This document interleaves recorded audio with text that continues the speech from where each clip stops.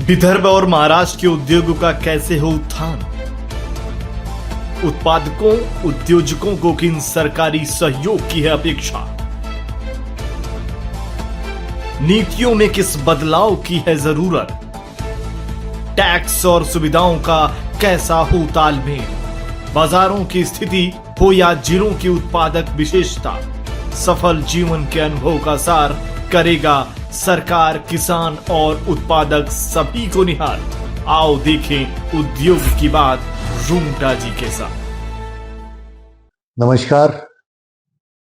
First TV के लिए मैं महाराष्ट्र में उद्योगों के बारे में, विशेषतः विदर्भ के उद्योग आज किस तरह से आगे जाने चाहिए लेकिन जा नहीं पा रहे हैं।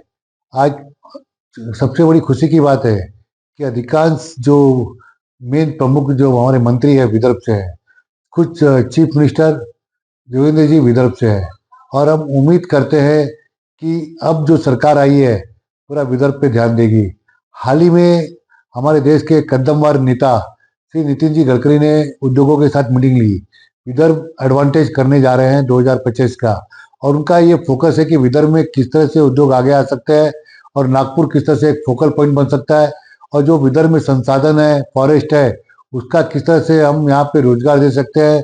हमारे बच्चे विदर्भ में छोड़ के विदर्भ में रहकर यहीं के संसाधन बनकर यहाँ पर रोजगार सृजन करे, यहाँ पर संपत्ति सृजन करे और बड़े बड़े उद्योग आए और नागपुर भारत के प्रमुख 5 शहरों में हो जाए। इसके लिए एक ऐसी सरकार की योजना चल रही है। आज सबसे बड़ी ये चीज है कि आज़ादी के 75 वर्ष होने के बावजूद भी आज विदर्भ पिछड़ा हुआ है। विदर्भ में सबसे ज्यादा चीफ मिनिस्टर दिए हैं, लेकिन उसके बावजूद भी हमारे विदर्भ में आज देखा जाए तो आयरन ओर है, मैग्नीज है, डोलोमाइट है, कोयला है, अच्छी तरह से पानी है, जंगल है। उसके बावजूद आज महाराष्ट्र सबसे पिछड़ा हुआ है। आज हमारा बैकलॉग इतना है कि बड़े बड़े उद्योग नहीं आ रहे, लेकिन वही उद्योग आए जिनको विदर्भ के संसाधन चाहिए। जैसे डोलोमाइट के आधार पर यहाँ पर आए सीमेंट उद्योग, मैग्नीज के आधार पर उद्योग आए, लेकिन जिस तरह से टाटा ने एम्प्रेस मिल नागपुर में लगाई, सबसे पहला उद्योग।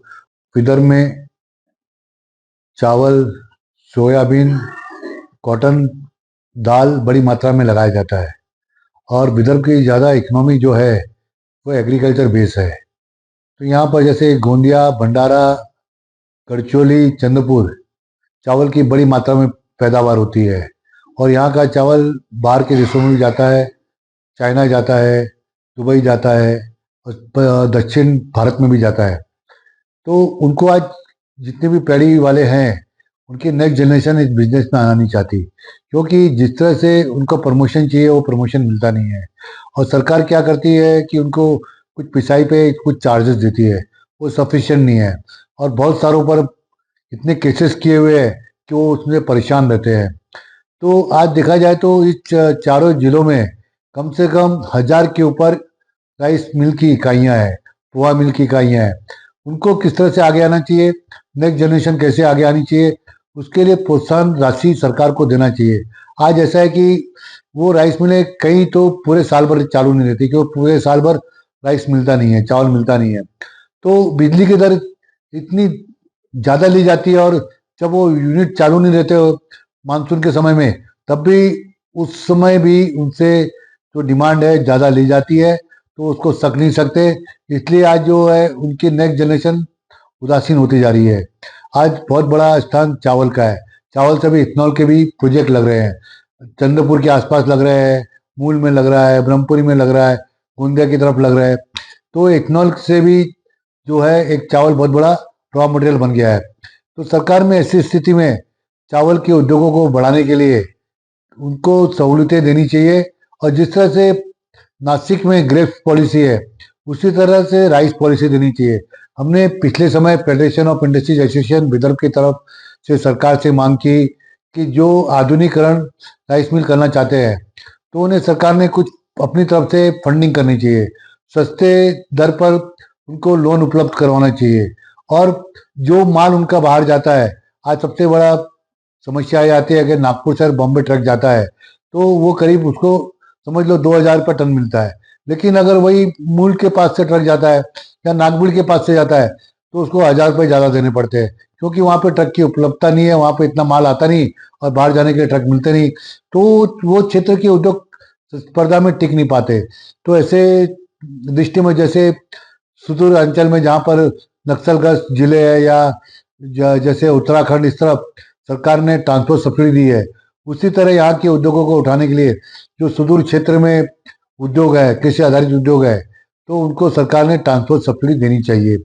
और उसके साथ साथ देखा जाए तो चंद्रपुर में मिनरल फंड काफी मात्रा में आता है, तो हमने सरकार से सब पिछले समय रिक्वेस्ट किया था कि मिनरल फंड से एक तो जितने भी प्रदूषित इलाके हैं, तो थर्मल पावर स्टेशन के कारण नागपुर भी है, यवतमाल भी है, चंद्रपुर के पास के लोग भी है, तो वहां पर सबको 10 लाख रुपए का स्वास्थ्य बीमा देना चाहिए, क्योंकि मिनरल फंड आ रहा है सरकार के पास। तो मिनरल फंड से अगर दिया, लोगों के स्वास्थ्य अच्छे रहेंगे और उससे क्या है, जो बीमारियां होती है उससे जो उनको इतना बड़ा खर्चा आता है वो नहीं हो पाएगा। और साथ ही साथ युवाओं को रोकने के लिए उस फंड से करीब 1 करोड़ रुपए का 20% मार्जिन फंड देना चाहिए, जो बहुत सस्ते दर पे या 2 या 3% पे देना चाहिए, जिससे कि अगर मार्जिन मनी मिल जाती है तो बैंक आसानी से उनको लोन दे देती है। तो इस तरह से बहुत सारे युवा उस क्षेत्र में आ सकते हैं। अब बात करते हैं हम नागपुर की। आज देखा जाए तो हैदराबाद, पूना, बेंगलोर बहुत डेवलप हुए। नागपुर भी आईटी सेक्टर, सॉफ्टवेयर और आर्टिफिशियल इंटेलिजेंस में बहुत आगे जा सकता है।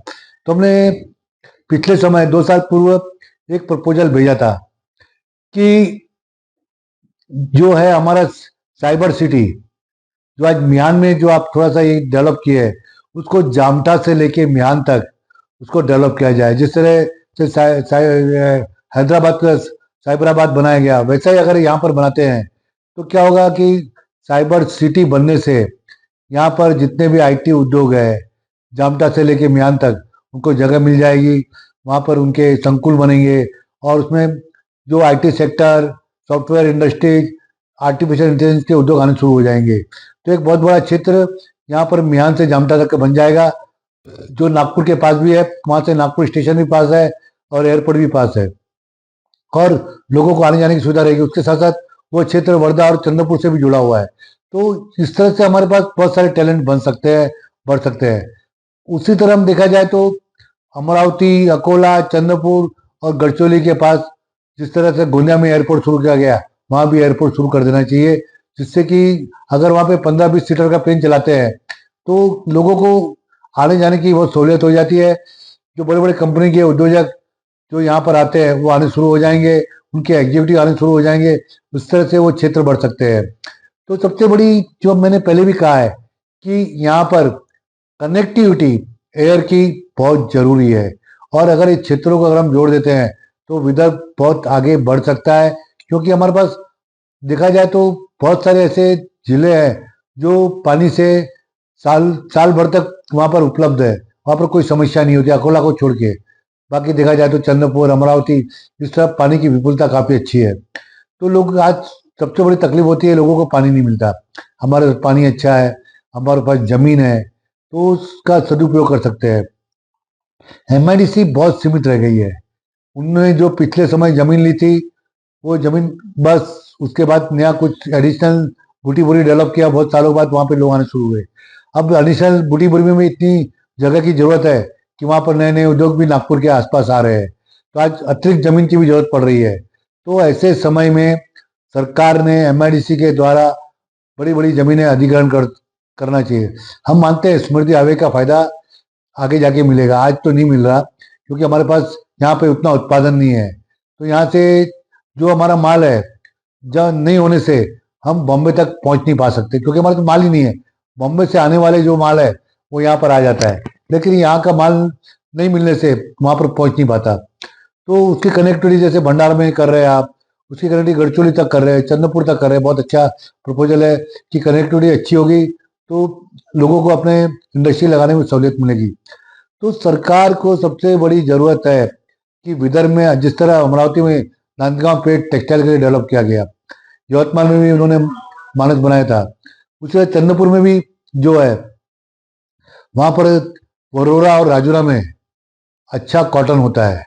अगर वह कॉटन का सही तरीके से उपयोग करे टेक्सटाइल के लिए, तो बड़े बड़े टेक्सटाइल के उद्योग आ सकते हैं। आज नांदगांव में रेमंड आया है, वहाँ पे सियाराम मिल आई है, शक्ति मिल, कैसे कई सारे बड़े बड़े उद्योग आए हैं। उसी तरह के उद्योग यहाँ पर लाए जा सकते हैं। हमारा जो कॉटन है जिनिंग करते हुए वह मालेगांव, भिवंडी, इचलकरंजी अच्छा कॉटन होता है। अगर वह कॉटन का सही तरीके से उपयोग करें टेक्सटाइल के लिए तो बड़े बड़े टेक्सटाइल के उद्योग आ सकते हैं। आज नांदगांव में रेमंड आया है, वहाँ पे सियाराम मिल आई है, शक्ति मिल, कैसे कई सारे बड़े बड़े उद्योग आए हैं। उसी तरह के उद्योग यहाँ पर लाए जा सकते हैं। हमारा जो कॉटन है जिनिंग करते हुए वह मालेगांव, भिवंडी, इचलकरंजी या साउथ में त्रिची जाता है। उसके ऊपर वहाँ के लोग करोड़पति हो रहे हैं। भिवंडी में देख लिया कितनी इनकम बढ़ गई है, मालेगांव में कितनी इनकम बढ़ गई है। लेकिन हमारे क्षेत्र जो कॉटन लगा रहे हैं हमारे किसान, वर्धा में है, यवतमाल में है, नागपुर के पास है, चंद्रपुर के पास है, बहुत सारे जो क्षेत्रों में जो कॉटन होता है उसका किसान बहुत दुखी है। वो बेचारे अपने बच्चों की शादी नहीं कर सकता। तो ऐसे क्षेत्र में यहाँ पर बड़े बड़े अगर कॉटन पे पूरे कपड़े बनने के उद्योग लगते हैं तो वो उद्योग इतनी तरह से पनप सकते हैं कि यहाँ की आय बढ़ सकती है, यहाँ का जो किसान भी खुशहाल हो सकता है। तो उसके लिए जरूरी है कि कॉटन को किस तरह से हम लोगों तक पहुंचा सके, उससे से कपड़े बन सके। एक समय ऐसा था कि बांग्लादेश कॉटन के जो कपड़ों के कारण उसकी इकोनॉमी सुधरी थी और हमारे से देश से ज्यादा उसकी जीडीपी अच्छी बन गई थी, वहाँ के पर व्यक्ति की आय भी बढ़ गई थी। तो उस तरह की आय हमारी विदर्भ की बन सकती है क्योंकि यहाँ पर कॉटन है। कॉटन से बहुत अच्छा यहाँ पर साधन बन सकते हैं, सस्ते कपड़े बन सकते हैं, पूरे यहाँ पर ही नहीं पूरे देश के बाहर भी जा सकते हैं। तो इसके लिए सरकार की एक ठोस योजना होनी जरूरी है। दूसरा, हमारे नेताओं को कम से कम कॉर्पोरेट सेक्टर में आना चाहिए। विदर्भ के जिस तरह से पश्चिम महाराष्ट्र में पूरे नेता कॉर्पोरेट सेक्टर में, अगर दूध का व्यवसाय देखें, अगर आप टेक्सटाइल का व्यवसाय देखें या बाकी तरह के व्यवसाय देखें तो वहाँ पे कॉर्पोरेट सेक्टर बहुत मजबूत है। अगर घाटे में भी अगर जाते हैं तो केंद्र से, राज्य से पूरा घाटा ले लेते हैं, उनके उद्योग चलते रहते हैं। यहाँ पर देखा जाए तो कॉटन यार्न के बहुत सारे कम उद्योग है, उसमें हमारे कुछ पॉलिटिशियन है लेकिन ज्यादातर देखा जाए तो नहीं है। तो उसके लिए अगर किसान को मजबूत करना है तो उसके शेयर होल्डर बन सकते हैं, फार्म बेस्ड इंडस्ट्री तैयार हो सकती है, कॉर्पोरेट सरकारी उद्योग तैयार हो सकते हैं। तो उस तरह का सरकार ने उद्योगों को लाने के लिए आज विदर्भ में अकोला से, बरडाला से और आप देखें तो पुसद से लेकर सभी जगह हम इसको सुफलाम सुजलाम बना सकते हैं। तो उसके लिए जरूरी है कि सब कुछ साधन होते हुए हमको जो मेन पहलू है, एक ऐसी इंडस्ट्रियल पॉलिसी इसके लिए बनानी चाहिए जो विदर्भ के लिए स्पेशल, जो बैकलॉग हुआ 75 साल का, वो बैकलॉग दूर होके यहाँ के लोग जा सके। आज तो सबसे बड़ी समस्या ये होती है कि हमारा युवा जब पूना, मुंबई, नासिक जाता है, एक तो उसके पिताजी से दूर हो जाता है, यहाँ पर उसका घर बार छूट जाता है, और दूसरा वो बॉम्बे और बड़े शहरों में जाके एक भार बन जाता है, उनके लिए भी भार बन जाता है क्योंकि पहले से वहाँ की संख्या बढ़ रही है। यहाँ का आदमी जाके वहाँ पर रोजगार के लिए चला जाए तो वह एडिशनल उसके ऊपर भार हो जाता है। तो उनको रोकते हुए कम से कम यहाँ पर साधन अगर बन जाते हैं तो वो युवा वहां पर नहीं जाएगा, उल्टा वहां का युवा यहाँ पर आकर्षित होगा। जैसे ताड़ोबा में बाहर के लोग पर्यटन के लिए आते हैं, तो देखना कुछ दिन में अगर यहाँ पे उद्योग लग गए अच्छे अच्छे तो पूना, बॉम्बे के लोग यहाँ पर आने शुरू हो जाएंगे और यहाँ पे अच्छी तरह उद्योग का पनपना शुरू हो जाएगा। न्यूज फर्स्ट के चैनल से एक बहुत अच्छा प्रयास शुरू किया गया है, तो उनको धन्यवाद देता हूँ। और आज जरूरत है विदर्भ को, महाराष्ट्र को आगे ले जाने की। देश के जो 1 ट्रिलियन इकोनॉमी में इसका शेयर बढ़ाने के लिए हम लगातार आपसे संपर्क में बने रहेंगे। जो उद्योगों की समस्याएं, उद्योग को विकास करने के लिए, उद्योग को बढ़ाने के लिए हम इसी तरह से हर सप्ताह आपसे चर्चा करते रहेंगे। यहाँ पर इस चैनल के द्वारा उद्योगों के साथ चर्चा करते हुए, सभी से मुलाकात करते हुए, चाहे कृषि उद्योग हो, चाहे मिनरल बेस्ड उद्योग हो, चाहे पावर उद्योग हो, सबके साथ मिलकर आपको इस चैनल पर मिलते रहेंगे। नमस्कार। विदर्भ और महाराष्ट्र के उद्योगों का कैसे हो उत्थान? उत्पादकों, उद्योजकों को किन सरकारी सहयोग की है अपेक्षा? नीतियों में किस बदलाव की है जरूरत? टैक्स और सुविधाओं का कैसा हो तालमेल? बाजारों की स्थिति हो या जिलों की उत्पादक विशेषता, सफल जीवन के अनुभव का सार करेगा सरकार, किसान और उत्पादक सभी को निहाल। आओ देखें उद्योग की बात रूंगटा जी के साथ।